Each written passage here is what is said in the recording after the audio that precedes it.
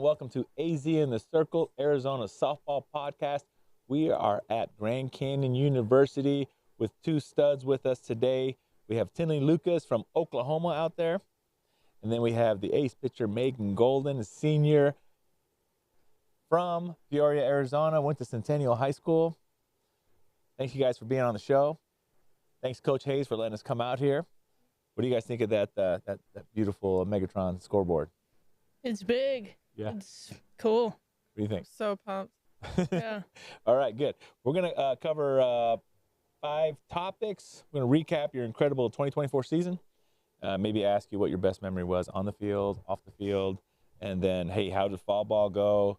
You know, it seems like a distant memory now with the season just about to start here. And then, hey, we'd love to hear, one of my favorite parts about this show is we share your recruiting story, or you share your recruiting story with us.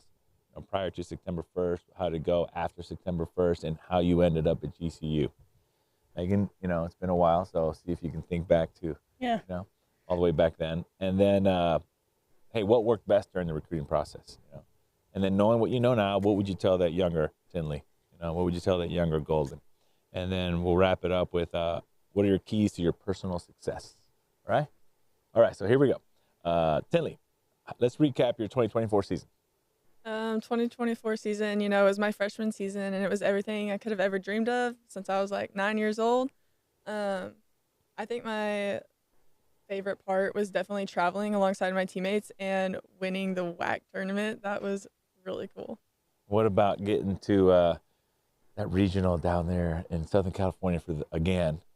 That, I mean, when we got UCLA, everyone was kind of like, gosh, dang, you know, but like, I was pumped. I was ready to show them what's up, but we just fell short a little bit. Yeah. But it was a good tournament. All right. So we'll count that as your best memories on the field. What about off the field? You got a bunch of characters here, so what's your best memory off the field last season? Last. Or you can go last weekend. I don't care. Me and my roommates took a trip up to Sedona, and we hiked for like hours, it felt like, but it was just so beautiful. I think that's one of my, just being in God's presence and being up in Sedona was really cool. Had you been to Sedona before? No, I hadn't. Okay. What did you think when you first saw it? I was like, no way, this is real. Like, you think you're in Disney or something, right? it's insane. Yeah. But Disney got the idea from Sedona. Yeah, that's good. And then, Meghan, let's recap the 2024 season for you. What do you remember best? What do you like? That Virginia Tech game at the regional was probably the funnest game I've ever been a part of. Because when we beat them in our spring season here, you could tell they were a little pissed off after that, and we went into that game we knew they were pissed, and it was gonna be a dog battle, and It was. yeah, it was. And it went into late into the night. You guys Yeah. played that day all day. yeah, You guys, why was that? Was there a weather delay or what happened there?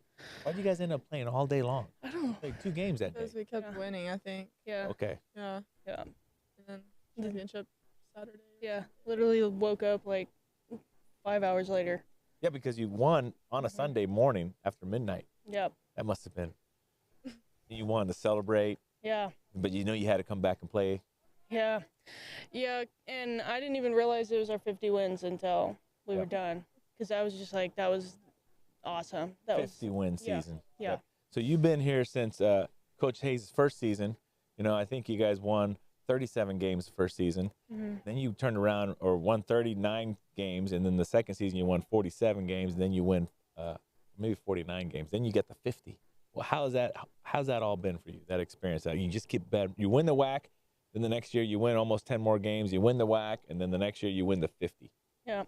I mean, obviously it's cool to like have like a record for games, but I feel like we just like keep just doing better, like beating bigger teams every single year. And I don't really think about like how many games we won, but like first year that I was here, we beat UCLA, and then we beat Virginia Tech twice, and then almost beat Oregon, but we got them again this year. But I just think that we just keep getting better every single year, and it's cool to be a part of.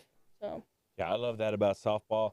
I know they call it the Power Four and the mid-majors, but I mean, you guys are one of the top teams in the country, in my opinion, and call it the top of the mid majors. You know, maybe there's 3 teams in that category that can play at any level against anybody. And you guys are one of those teams. So kudos to you. All right, now what about your best memory off the field? I honestly enjoy traveling and just doing different things in new states. Like when we went to Seattle, we went on like a little ferry cruise, and it was super cool. I've never done one of those before. What do you think of the weather there? It was beautiful. Beautiful. Yeah, it was beautiful. And ocean. Did you catch one of those fish at Pike's Market? No, I was scared. I Yeah. knew they would just beat me right in the face. But yeah, I love hotels. I sleep the best in a hotel room. Crank that AC to 65. And we got the big bed. Yeah, Yeah. We have twin beds here, so it's different. They assign you a roommate? Yeah. Is that your roommate over there? No. No.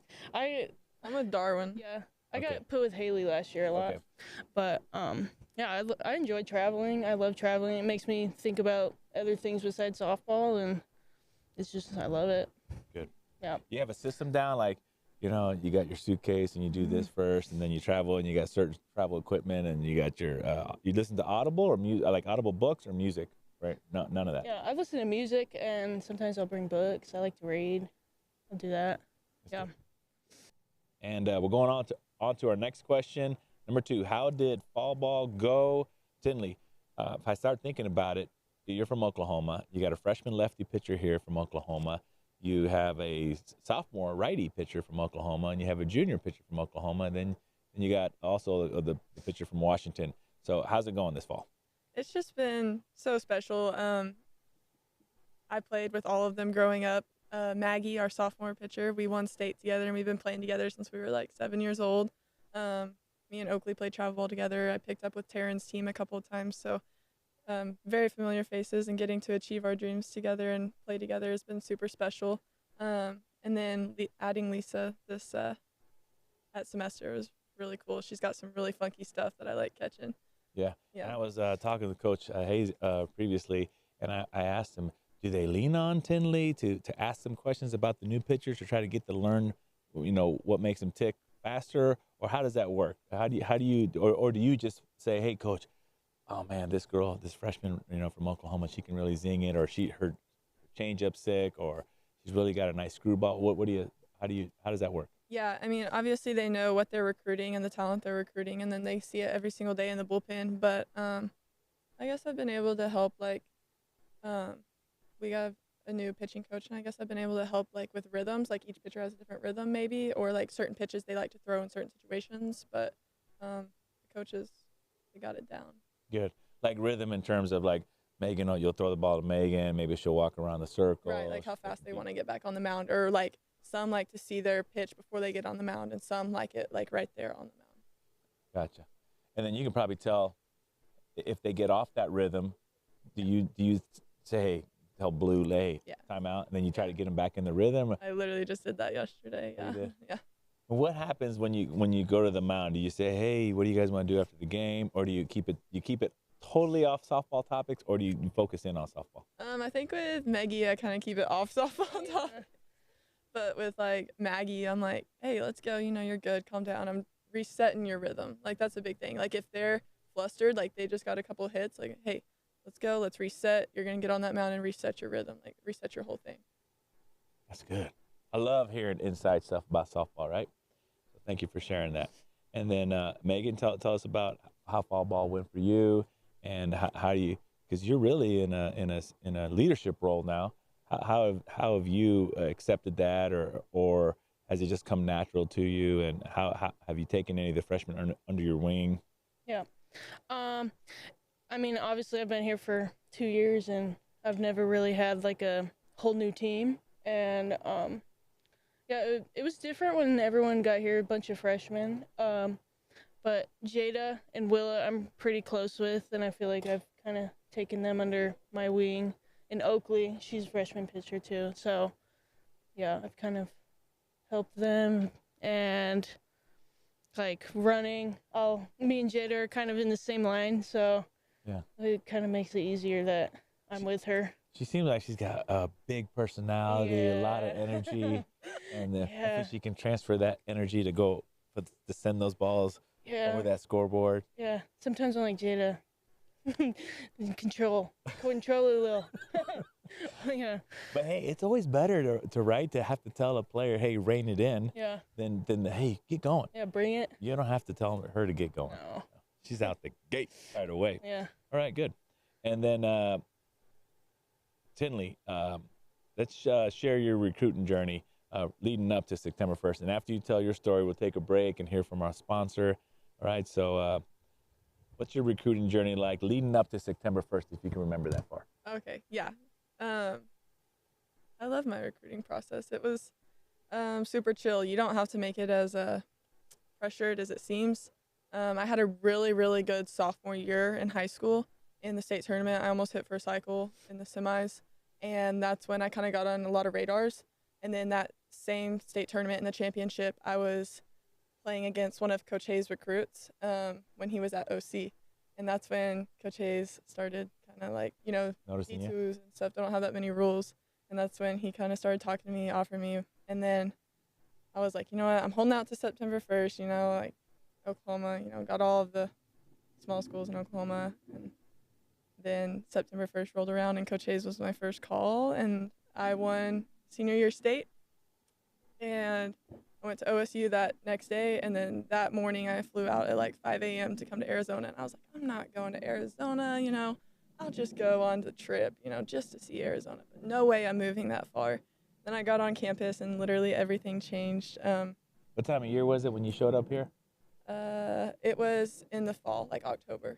So like this? It was beautiful. Actually, I think we brought the rain with us. They're like, it never rains here, and then it rained. What do y'all call it, like a haboob or whatever? Haboob. That's a dust bowl, but no, it was like raining. Yeah, it was crazy, and I was like, yeah. But I fell in love with the campus. I fell in love with how the culture is around here. Like everyone knows everyone, and how the coaches wanted to lead this team, and how they really cared as you as a person and not just a player as well. That's good. That's great. And then, what do you think worked best during your recruiting process about communicating with the coaches? What do you seem to think that gave you the most traction moving forward? Coach Hayes always made fun of me, so I just thought that was funny. Okay. Yeah. Oh, good. But did you send emails out, or did you send video out, or they were watching you, so you that was good? Yeah, our travel ball coach wanted us to send video, or I guess I sent an email or two during like big tournaments, but it was really just off connections. I feel like you make the right impression. Super. Well, hey, we're gonna take a break here and hear from our sponsor, Polaris PT, Brig, and we'll be right back.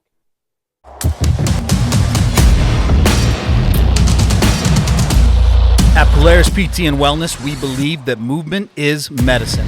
We believe that as an athlete, you should be performing at the highest level.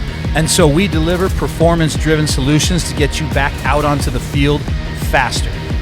So give us a call at 480-808-4995 or reach out to us through our website, www.polarisptphx.com, where movement is medicine. And we are back. All right. Now, Megan, we love to hear your recruiting journey. First of all, it's one of my favorite parts of the whole show. I do appreciate you guys sharing your story, whether it went this way or that way. So please tell us your story. I didn't have a normal recruiting process. It was very up and down. My class was like the first class where the rule change happened, and they changed it to junior year of September 1st. So when I was in 8th grade, I was worrying about what college I wanted to go to, and I was just so stressed out. And I'm like, why am I stressing about college when I'm in 8th grade? I haven't even been to high school yet. Yeah. So then if you know me, I don't throw very hard, and I'm just very spinny and unique, and sometimes that turned coaches away. And obviously I don't have the ideal pitcher body type, but so my process was kind of hard, and September 1st I had no calls, and it was disappointing. But then I got into a club team where I had a coach that really cared about me, and just really just knew my worth, and he fought for me. And he's actually at Utah State right now, Todd Judge. Yep, Coach Judge. Yep, he's the best dude you'll ever meet. But then COVID happened my senior year, so really nothing. It all stopped, and I was just thought this was like, this is it, and I'm not going to college. And Northern Colorado called me. They got on my record or my phone, and I went there. I signed there. They went to the tournament last year. Yeah. Big Sky champions. Yeah, and they've been doing well ever Coach since. Pendleton. Yeah. Deanne Pendleton. Yeah, for a year. I played a lot as a freshman, and I'm thankful for my journey there. And went in the portal, and Coach Hayes called me, and I ghosted him for a little bit, but because he's. How did you know you ghosted? I mean, you ghosted him, but did he think he was being ghosted, or he was busy? Oh yeah, but he just kept texting me, and he's very aggressive. If you know, yeah, he's very aggressive when he wants you. When he wants you, yeah. That had made you feel good. It did. At one point, did you say, "Oh, I gotta answer this"? Yeah. Well, because I was just like, I don't want to go back to Arizona. Like, I've enjoyed being out of state in Colorado for a year. So then I ghosted him for a little bit, and I took a visit to BYU, and he thought I committed there, so he stopped talking to me after that. And then I was picking up with my club team with Todd, and Coach Hayes was also at that tournament, and he made MB, our previous pitching coach, go and come up to me, and then I went on a visit, and now I'm here. And then you came here. Right. So how did it finally happen? Like, you finally called him, or you texted him, or how did it finally say, "Hey, this is happening"? After you ghosted him for so much, then you finally picked up the phone, or he called you. It's like, "Hey." Yeah, he kept texting me, and now I'm here. We're the best of friends. Yeah. I think we're best friends. I know we're not supposed to be best friends, but yeah. Good. Enjoyed him for the past 2 years. So super. And then what do you think worked best during your recruiting process? You know, you said you had a tough September 1st, but when you finally did get the attention of that's what's happening when we got a live studio here. I mean, not live, but outside. You okay? Yeah, I'm allergic. You allergic? EpiPen? You get your EpiPen ready? No, it's not like that. It's not like that. just Okay. because we smell good. Yeah.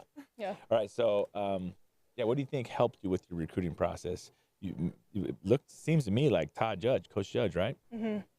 He really helped me, and he saw that, I'm just because I don't throw hard, and it doesn't mean that I can't get things done. And I was still beating the bigger teams when I was younger, and it just, there wasn't coaches there when I was doing that, so it was kind of, things just didn't work out during that time. But he was still talking me up to coaches, and he's just trying to find a place for me, and he just cared about me as a person, and I'm always thankful for him. Yeah. No, he's great. I see him on the road during the summer, and he's always very interested, and he really wants to evaluate the players, and he asks a lot of questions. So you can tell he loves the game, but he cares about it too. Yeah. So that's great. Well, super. Well, thank you for sharing that story. Yeah. And thank you for sharing your story. And then we'll wrap up with the last two questions. Tinley, knowing what you know now, what would you tell your younger self about the college softball recruiting process? Don't stress about it. God will put you right where you need to be, because no way I thought I was going to end up in Arizona, and it's been the biggest blessing of my life. Good. And then Megan, how about you? Knowing what you know now, what would you tell your younger self? I'm sorry. There was a bee on you. I mean, I was stressing about it as an 8th grader, and I didn't have time to enjoy the whole club experience, and I was just worried about college, and I would just say to just have fun and just stop thinking about it so much. It's not your whole life, like there's softball. I mean, there's only softball for 4 years, That's good. Now, when that rule changed, you were thinking about it as an 8th grade, and then it changed, and then was that a relief because now you didn't have to worry about it till your junior year? Was that helpful, or? It actually stressed me out even more. Even more. Yeah, because I was like, wow, like I can't talk to anyone, so then how are they going to know about me on September 1st? There's a whole generation of girls that won't have that stress because they just have to worry about junior year. You Yeah. had it to have to worry about it. Oh, yeah. Yeah, I was like in 7th grade. So I think too. it's a great rule. Yeah. I like it a lot because I probably wouldn't be here, you know, Yeah. if it wasn't my junior year because Coach Hayes wasn't here yet. Yeah. It's great. Well, super. Okay, then our last question, Megan. You're two-time WAC champion here. You've been super successful. You've overcome adversity. I can tell by the story you told us. What have been your personal keys to success? I kind of let hate and anger and doubt from people kind of drive me to what I'm doing now, and just trying to prove people wrong. And I love proving people wrong, and feel like it just makes me better. Feel like you have a chip on your shoulder, right? Yeah, And then yeah. I kind of got that impression when you said you were so happy. Your favorite memory was beating Virginia Tech in the Yeah. regional, because you knew they were upset. And you're like, well, we're gonna stick it to you anyway. Yeah. So that competitive fire is you really feed off it. Yes. Yeah. Great. Good. Tinley, how about you over there? Keys to Um, success. I noticed the game changed a whole lot for me when I started actually walking with the Lord and being more of like a servant leader. Before I let the game like control my attitude, my mindset, my just like happiness overall. My identity wasn't softball, and now my identity's in Christ. And I just go about every single day like it's don't take it for granted. And just work your butt off and love even harder. So Yeah, and that servant leadership seems like it would fit well with a catcher, right? yeah, You're there to serve others. You're there to make it kind of happen. make my pitchers look good. Yeah, that's great. That's super. Hey, I think in general, human beings are at their best when they're in the service of others anyway. So that's good that you applied it to softball. Yeah. Well, hey, it's been a pleasure having both of you on our show, and it's awesome to be here right before practice. So we're definitely going to hang around and watch some batting practice. So thank you guys for being on the show. Of course, thank you. If you liked what you saw, please subscribe to us, like us, follow us on X, Instagram, and TikTok now, and wherever you can find us. I'm Javier with AZ in the Circle, Arizona Softball Podcast. Thank you for watching.